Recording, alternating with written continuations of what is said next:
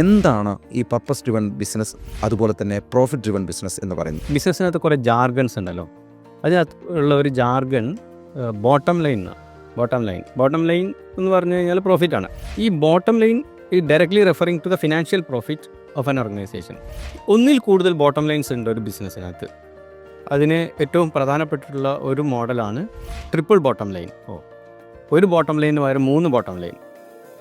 3 bottom line എന്ന് പറയുന്ന സമയത്ത് അതിന് 3 Pയിലാണ് റെപ്രസെൻ്റ് ചെയ്യുക: പ്രോഫിറ്റ്, പ്ലാനറ്റ് ആൻഡ് പീപ്പിൾ. ഈ ട്രിപ്പിൾ ബോട്ടം ലൈൻ എന്ന് പറയുന്ന മോഡലിന് ഒരുപാട് അഡ്വാൻറ്റേജസ് ഉണ്ട്. ട്രഡീഷണൽ ബോട്ടം ലൈൻ മോഡലിനെ അപേക്ഷിച്ച് ലോകം മൊത്തം ഇതിലേക്ക് മാറിക്കൊണ്ടിരിക്കുകയാണ്. ഇതിന് മറ്റൊരു രൂപത്തിൽ ഇതിനെ പറയുകയാണെന്നുണ്ടെങ്കിൽ സത്യത്തിൽ ഇതാണ് fundamental way of doing business. പക്ഷേ നമ്മൾ ഒരുപാട് ബിസിനസ്സിന് സയൻസ് ആഡ് ചെയ്ത സമയത്ത് പ്രോഫിറ്റബിലിറ്റിന് മുകളിൽ അമിതമായിട്ടുള്ള ഒരു ഓറിയൻറ്റേഷൻ വന്ന സമയത്ത് നമ്മൾ എന്ത് ചെയ്തു? ഗ്രാജുവലി ഡ്രിഫ്റ്റ് ചെയ്തിട്ട് മറ്റൊരു സ്ഥലത്ത് എത്തിപ്പെടുകയാണ്. We have forgotten our past. നമ്മുടെ original way of doing business തന്നെ നമ്മൾ മറന്നുപോയതാണ്. ഇതിനെ ജോൺ എൽക്കിങ്ടൺ എന്ന് പറയുന്ന ഒരാൾ 1994 കോയിൻ ചെയ്ത ടേമാണ് ഈ triple bottom line. Triple bottom ലൈനിൻ്റെ അഡ്വാൻസ്ഡ് ഫോമാണ് quadruple bottom line. 4 bottom line വരും. നേരത്തെ പറഞ്ഞ 3 പുറമെ പർപ്പസ് എന്ന് പറയുന്ന ഒരു അഡീഷണൽ എലമെൻ്റ് കൂടി വരും.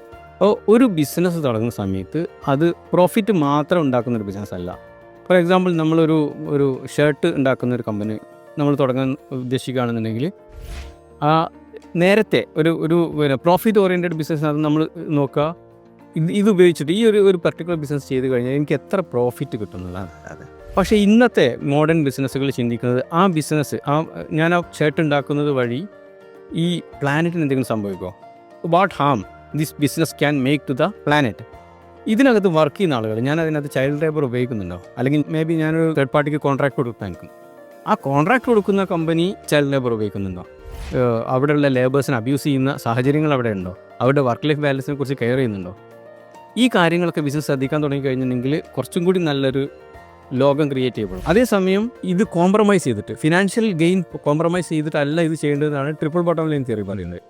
യൂഷ്വലി നമ്മുടെ നാട്ടിലിപ്പോൾ ദുബായിൽ വളരെ സക്സസ്ഫുൾ ആയിട്ട് നടക്കുന്ന ഒരുപാട് ബിസിനസ്സുകാരുണ്ട്. അവരൊക്കെ നല്ല ചാരിറ്റി ചെയ്യുന്നുണ്ട്. ഈ ചെയ്യുന്ന ചാരിറ്റി ബിസിനസ്സിന് ഡിഫറൻ്റ് ആയിട്ടാണ് അവർ ചെയ്യുന്നത്. അവർ വ്യക്തികൾ എന്നുള്ള നിലയിൽ അവർ നല്ല ആൾക്കാരാണ്. പക്ഷേ അവരുടെ ബിസിനസ് പലപ്പോഴും അൺഇൻറ്റൻഷനലി ഈ ബാലൻസ് തെറ്റിക്കുന്നുണ്ടാവും. ഈ ബാലൻസ് തെറ്റിക്കുന്നതിന് ശരിക്കുള്ള ബുദ്ധിമുട്ട് അതിൻ്റെ പ്രൈമറി വിക്ടിംസ് ഒരു പക്ഷേ ഈ പറഞ്ഞ എലമെൻറ്റുകൾ, അതായത് എക്കോളജിക്കൽ ആയിട്ടുള്ള, അതായത് എൻവയോൺമെൻ്റൽ ആയിട്ടുള്ള ട്രബിൾസ് ഒരു സൈഡിലുണ്ടാവാം. അതുമായി ബന്ധപ്പെട്ട് നിൽക്കുന്ന ആളുകൾക്ക് ട്രബിൾസ് ഉണ്ടാവാം. പക്ഷെ അതിനേക്കാളും വലിയ പ്രശ്നം ഈ ബിസിനസ്സിന് തന്നെ ഇത് ഹാംഫുൾ ആണെന്നുള്ളതാണ്. അപ്പോൾ ഞാനൊരു ബിസിനസ് ഡ്രീം ചെയ്യുന്നത് ഞാൻ എൻ്റെ ലൈഫ് ടൈമിൽ ഒരു ഒക്യുപ്പേഷൻ എന്നുള്ള അർത്ഥത്തിലല്ലോ. I am building something big. ഞാൻ എൻ്റെ ലെഗാസിയാണ് ബിൽഡ് ചെയ്യുന്നത്. അപ്പം ഞാൻ ലെഗാസി ബിൽഡ് ചെയ്യുന്നതിൽ പലപ്പോഴും ഫെയിലിയർ ആയി പോവാണ്. എൻ്റെ കാലശേഷം അല്ലെങ്കിൽ എൻ്റെ ഒരു ലൈഫ് സ്പാൻ, ഞാനൊരു റിട്ടയർമെൻറ്റ് ഏജ് ആവുന്നതോടുകൂടി എൻ്റെ ബിസിനസ്സിനെ നശിച്ചു പോകുന്ന സിറ്റുവേഷൻ ക്രിയേറ്റ് ചെയ്യപ്പെടുകയാണ്. അത് മിക്ക ബിസിനസ്സുകൾക്ക് സംഭവിക്കുന്നുണ്ട്. അതിന് കാരണം ഈ ബാലൻസ് തെറ്റിക്കുന്നതാണ്. അതിനെ പ്രൂവ് ചെയ്യുന്ന തിയറിയാണ് ശരിക്കും ഈ ട്രിപ്പിൾ ബോട്ടം ലൈൻ.